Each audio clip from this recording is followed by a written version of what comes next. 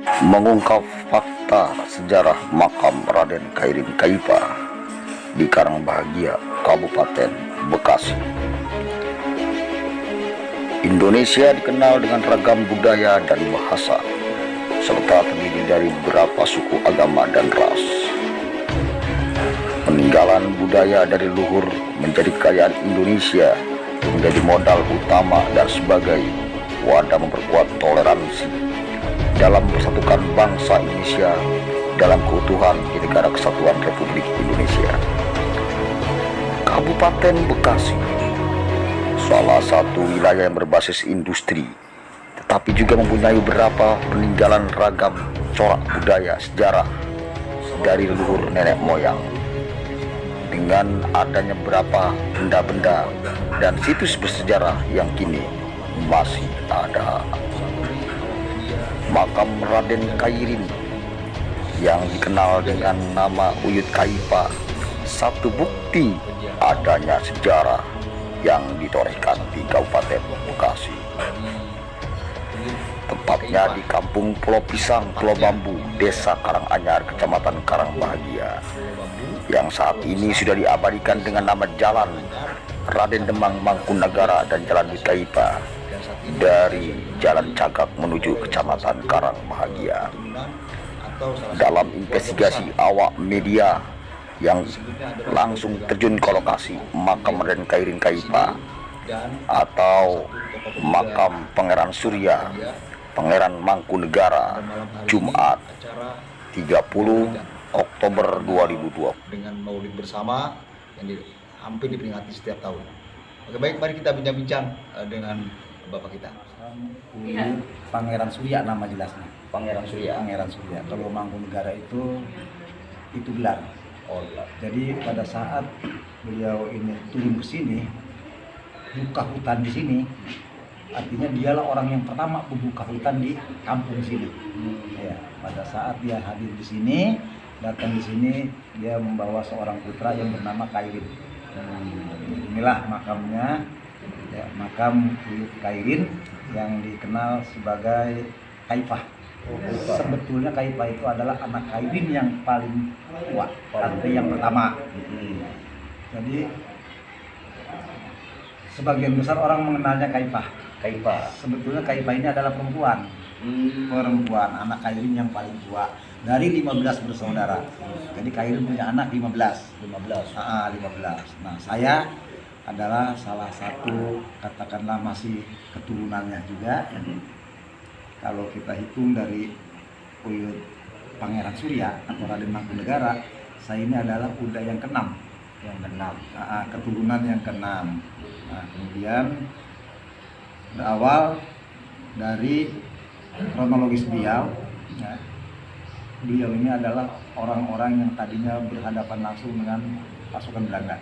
Oh, zaman penjajahan. Zaman penjajahan. Dia masa jayanya di abad 17, artinya di 1700-an. Nah, datang ke sini, ya, dari 3 orang ini, Pangeran Surya, Pangeran Jayakarta, dan Pangeran Sigiri. Ini cerita, ya, cerita kalau kita asal muasalnya dihadir di sini. Nah, dengan kegagahan dia, ya, dengan keberaniannya, Belanda ini sedikit mengalami kesulitan menghadapi 3 orang ini, ya, 3 orang pasukan ini, ya, 3 pasukan. Ya, artinya apa? Menurut cerita daripada orang-orang tua kita, beliau ini adalah orang-orang yang tidak tembus dengan peluru emas. Ya, artinya orang-orang yang gagah, sakti mandraguna, bahkan bukan cuma gagah, beliau ini adalah orang yang suci. Gitu. Karena beliau ini terlalu tangguh, Belanda juga tidak bodoh, termasuklah orang-orang kita yang dipengaruhi oleh Belanda. Untuk mencari kelemahannya. Apa sebetulnya kelemahan orang ini? Tidak ada perak lah, Pak. Ya, artinya begini, ini asal muasalnya dia turun ke sini, ya. Iya. Nah, begitu Belanda sudah berhasil menemukan kelemahan orang ini, ya, dengan orang-orang kita yang tadinya menjadi antek-antek Belanda, karena beliau juga orang suci, tembuslah. Ternyata orang 3 ini, baik Pangeran Mangkunegara atau Pangeran Surya, Pangeran Jayakarta maupun Pangeran Segiri, ternyata dia lemahnya sama najis. Ini menurut cerita. Ya. Begitu kelemahannya ketahuan, semua peluru yang ada di gudang Belanda disemprot pakai najis. Artinya untuk menjebol orang ini. Karena memang tadi saya katakan orang ini juga orang suci, orang sakti. Sebelum istilahnya diserang oleh Belanda, bocorlah sama dia tahu. Kemudian dia gencar, artinya masing-masing menyelamatkan diri dulu. Betul. Nah, kalau Pangeran Jayakarta, dia ke Sodong, Jatinegara Kaum. Jatinegara, Nah, Jakarta. Pangeran Mangkunegara atau Pangeran Surya, ya disebut Mangkunegara, dia lari ke daerah Bekasi, yaitu ke Cikarang sini. Nah, kemudian untuk Pangeran Sugiri, menurut cerita Kebogor, larinya, ya. Nah, pada saat dia turun kemari, dia bawa anak kecil, ya ini, Buit Kairin. Nah, jadi yang membawa sejarah, kemudian yang membawa keturunan banyak di sini, ya ini Kairin.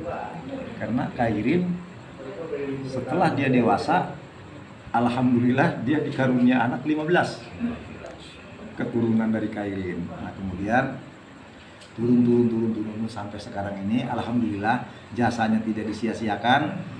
Jadi diabadikan nama jalan dari Cagak sampai ke sini. Betul. Itu Jalan Raden Mangkunegara Buit Kairin Kaipah.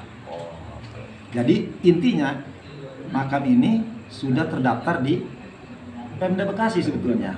Nah, saya sebagai juru kunci juga sudah pernah mengikuti penataran juru kunci. Ya, artinya pemerintah juga memperhatikan sebetulnya. Memperhatikan. Kenapa? Pada saat itu saya sampai dapat baju koko ya, terus dapat buku tamu dan kita diarahkan tujuannya ketika ada orang yang berziarah ke makamnya, artinya nggak keluar dari rel. Dalam arti kata, dia bicara keluar dari rel, jangan sampai menyalahkan atau berlawanan dengan aturan-aturan yang ada, kan gitu. Jadi seperti itu kronologisnya. Nah, kemudian dengan adanya kepengurusan saya sekarang, ya alhamdulillah pengunjungnya juga sudah mulai banyak ya, sudah mulai terbuka ya, banyak orang tahu. Kenapa? Karena ketika dilihat dari internet aja sudah muncul. Artinya makam Raden Mangkunegara Kabupaten Bekasi ini. Baik. Oke. Ketika ini sudah terdaftar di Kabupaten Bekasi, salah satu pemakaman ya, Dinas Kebudayaan. Apakah ini salah satu situs budaya juga? Jadi ini sudah didaftarkan sebagai BCB ya, Benda Cagar Budaya. Artinya sudah termasuk situs cagar budaya di sini ya. Artinya ini sudah sudah terdaftar di Kabupaten Bekasi sebagai salah satu situs ya di daerah Kabupaten Bekasi. Ya, terutama ya situs makam Raden Mangkunegara. Nah, harapan Bapak nih Pak ya, untuk agar situs cagar budaya ini lebih maju lagi, gitu kan, dan terpelihara, ya tentunya adalah kebanggaan masyarakat Kabupaten Bekasi khususnya di Karang Bahagia. Ya. Seperti apa harapan Bapak mungkin kepada pihak-pihak terkait? Ya kalau harapan kan begini ya, untuk Kabupaten Bekasi khususnya Kecamatan Karang Bahagia, sebetulnya kan satu-satunya situs yang ada di Karang Bahagia kan cuma ini. Ketika kita berbicara harapan kita ke depan, ya artinya kita mohon kepada pemerintah setempat ya, untuk memperhatikan. Artinya samping saya mengurus makam leluhur, ketika memang pemerintah juga tidak istilahnya tanggap ya, artinya kan ini salah satu masukan juga tentunya ya, masukan untuk pemerintah khususnya Karang Bahagia ya, ketika ini sudah menjadi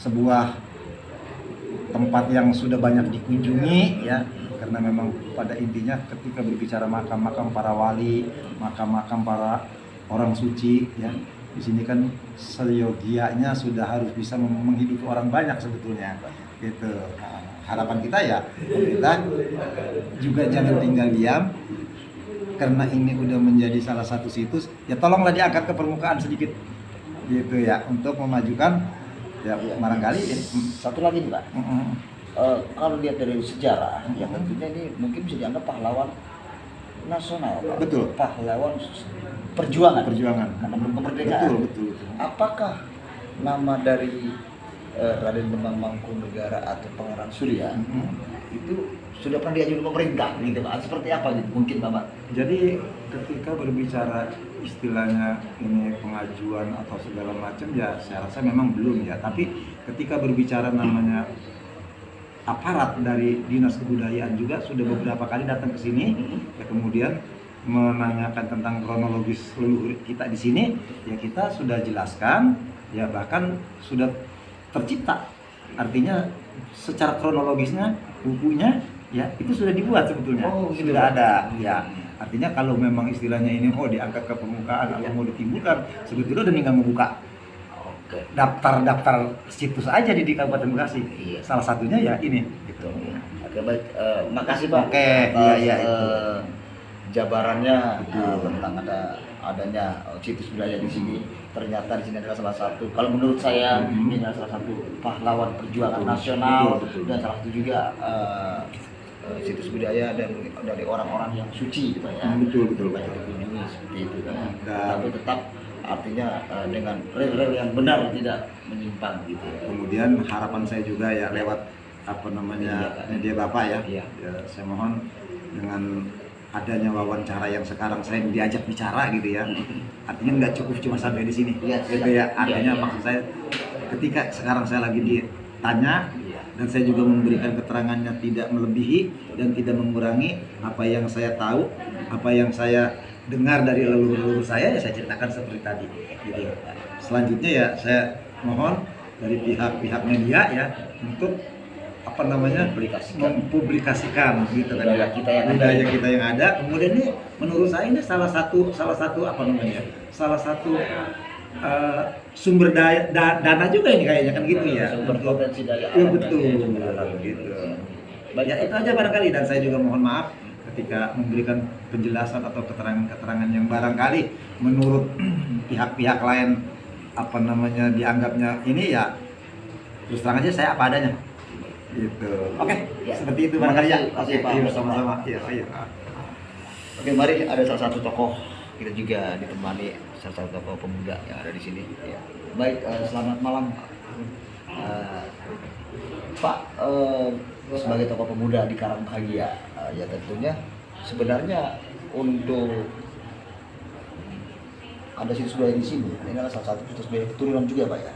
Nah, apakah sudah ada semacam kelompok atau paguyuban gitu ya, agar lebih solid atau lebih terjalin ikatan silaturahim yang lebih mantap lagi, seperti apa ya? Ya memang sudah ada. Kami sudah buat suatu paguyuban, yaitu paguyuban keturunan Uyut Mangkunegara yang ada di Pulau Bambu atau sekarang ini. Nah, kami buat selain dari grup WA, kami juga membuat Facebook. Jadi bisa aja nanti di link Facebook itu ada. Uyut keturunan Uyut Mangkunegara Pulau Bambu. Nah, tujuan untuk paguyuban itu sendiri apa sih Pak untuk kedepannya gitu? Kami ingin mempererat yang namanya keluarga besar keturunan Mangkunegara ini bersatu lagi atau guyup lagi seperti dulu gitu kan, waktu orang-orang tua kita dulu. Jadi bisa guyup untuk melestarikan cagar budaya atau cagar sejarah yang ada di Kampung Pulau Bambu ini kan. Seperti itu. Nah mungkin juga agar ada perhatian lebih dari pemerintah ya. Iya, harapan seperti kami yang dikatakan tadi sama Pak Mustafa seperti itu ya. Betul. Karena situs budaya memang salah satu di Karang Bahagia ini. Iya betul. Dan bisa dikatakan ini adalah salah satu cikal bakalnya adanya Kampung Pulau Bambu. Kampung Pulau Bambu Iya, dan bahkan Kecamatan Karang Bahagia juga terbentuknya dari sini. Betul, gitu, iya betul. Nah, harapan Bapak mungkin kepada warga masyarakat sekitar, khususnya Karang Bahagia ya, dan kepada yang terkait seperti apa? Ya harapan saya tadi yang saya bilang tadi, harapan itu kepada keluarga besar ya, atau keturunan Uyut Mangkunegara yang ada di Pulau Bambu khususnya ya, apalagi yang ada di luar Pulau Bambu, kita itu bisa guyup untuk melestarikan sejarah yang ada di Pulau Bambu ini. Jadi jangan sampai kematian obor kalau bahasa kampung kita. Mungkin ada silaturahim besar. Betul, yang itu dilakukan iya, untuk memajukan melestarikan budaya leluhur. Betul Pak. Gitu, ya. Oke, baik, makasih. Dengan Pak siapa Pak? Sri Mulyawan, Wawan. Sri Mulyawan. Baik pemirsa warganet seluruh Nusantara khususnya Kabupaten Bekasi, itulah bincang-bincang kami dari tim awak media dengan Pak Mustafa selaku juru kunci dari ziarah makom Uyut Khairin atau dikenal Buyut Kaifa, dan Pangeran Demang Mangkunegara atau Pangeran Surya, dan juga dari tokoh pemuda yaitu Pak Sri Mulyawan, di mana memang saat ini malam ini selesai mengadakan acara Maulid Nabi Muhammad SAW.